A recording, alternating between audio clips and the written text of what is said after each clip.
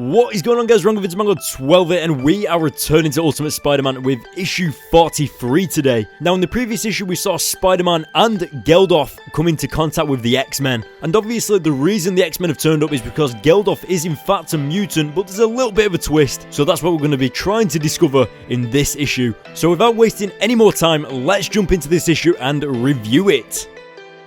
The issue opens up with us joining Mary Jane and Gwen in Peter's science class way back at the school, and of course the teacher is kind of concerned with where Peter is, and Peter is actually with the X-Men right now on top of a building with Geldof in his Spider-Man costume. And probably one of the worst things to happen whilst Peter's out there is the fact that the school is being evacuated due to the events that Geldof did at his school. And what you're seeing on screen right now is the school being told to meet outside where the parents are going to be, their buses are going to be picking up and everything like that, which means that Aunt May is going to be waiting outside the school for Peter, only for him to never even come out the school in the first place. Now we turn the page back and over to Spider-Man and Geldof meeting the X-Men, and as you can see, it's Storm, Kitty Pryde, and Marvel Girl. Now, I'm pretty sure Marvel Girl was Jean earlier. I don't know. I've never heard of Marvel Girl in the X-Men, so maybe you guys can clear that up for me. But as you can see, Geldof faints on the spot when he hears that he's a mutant. And it turns out that the X-Men are actually fans of Spider-Man as well, and I don't mean little fans, I mean huge fans, where they even have posters of him on their walls, especially Kitty Pryde. And what I love here is that Spider-Man is more concerned with the fact that they are selling posters of him without him knowing, and that actually comes up a little bit later on with the Kingpin and how Kingpin is making money off Spider-Man teddy bears and stuff like that. So basically later on, Kingpin starts making money off Spider-Man merchandising, and Spider-Man can't do anything about it, and the only way that he can do something about it is if he quits being Spider-Man, so those sales in like Spider-Man merchandise go down, and it's really awesome, and actually one of my favourite sagas in the Ultimate Spider-Man series. Now moving on throughout the issue, you can see that the humour really pulls through the comic as Spider-Man begins to picture her naked, and what's funny about this is that it was actually her that put that idea in his head by saying it, so that's not fair on Spider-Man, and obviously she's getting pretty angry about it. Now for the first time ever, we actually get introduced to Professor Charles Xavier of the Ultimate Universe, and we'll see actually more of him in the next issue, but right now he's there in holographic mind form, and Spider-Man literally can't believe his mind or whatever is going on, and he actually tries talking to the sky, thinking that he's still there, and it is awesome. So the X-Men are actually taking Geldof back to the school with them for Professor Xavier to examine him to see what's going down with him, and Spider-Man actually gets invited to the school by Kitty Pryde, and of course you can see that she's got a little bit of love for him right there. She's a little bit interested in him, and that of course develops over time into the future Ultimate Spider-Man comics,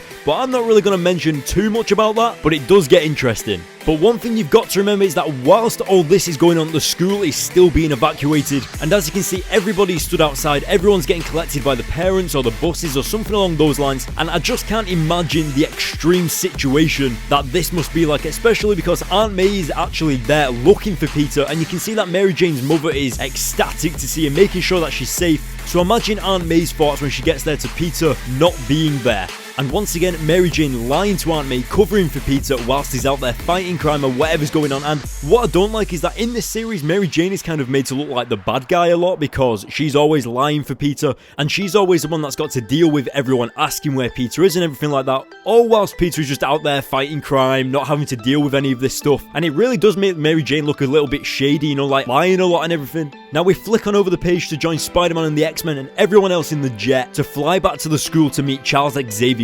And you can see that Kitty Pryde has been a little bit flirtatious with Spider-Man, asking him a bunch of questions about his suit and how he lost it and everything. Now one thing that I was quite surprised about was Spider-Man isn't much of a flyer, like he swings through the air all the time and everything like that, but at the end of the day, he doesn't like flying in aeroplanes or jet planes or anything along those lines, or at least in this situation anyway. So at the moment, he's just trying to focus on not throwing up over everybody. And out of nowhere, Geldof actually wakes up from his unconscious state, and out of his pure fear of mutants, he blows a hole in the side of the jet, and obviously that's not good. So this actually sends the jet spiraling out of control, and before we see that, we get thrown back over to the Daily Bugle where Aunt May is ringing Ben Urich to try and figure out where Peter Parker actually is, and of course the first place she's going to try is where he works. So obviously Mary Jane must have made up some kind of lie about Peter probably working at the Daily Bugle instead of being in school, and Aunt May is there to check that. And just like all newsrooms and busy places like that, she's transferred multiple times through phones, and whilst that's going on, we get thrown back over again to Spider-Man and the X-Men getting launched around this jet, and all of this craziness is going on. And Marvel Girl, or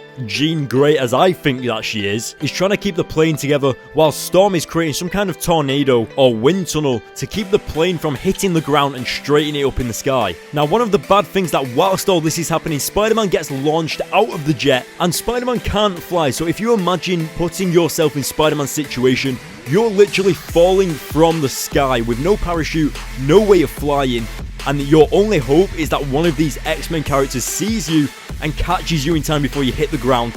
And that is where the issue ends, with Spider-Man hurtling to his death. But what's going to happen? Well, you'll have to wait until the next issue, which I will be reviewing soon. But what did you guys think? Let me know in the comments section below. I'm going to be giving this issue an 8 out of 10. I thought it was a lot better than the previous issue. There's a lot more action, and you was just kept on the edge of your seat a little bit more, especially with the school evacuating and Aunt May and everyone trying to figure out where Peter is. And everything was just really energetic in there, which I loved. Now, guys, that is the end of the video. But to stay updated on all the comic book news, then go to the links in the description to follow me on Twitter and Facebook. And if you want to know what I'm doing in my free time when I'm not editing these videos, then you can follow me on Instagram for more. And last but not least, hit the subscribe button, hit the like button on this video, and I will see you all later.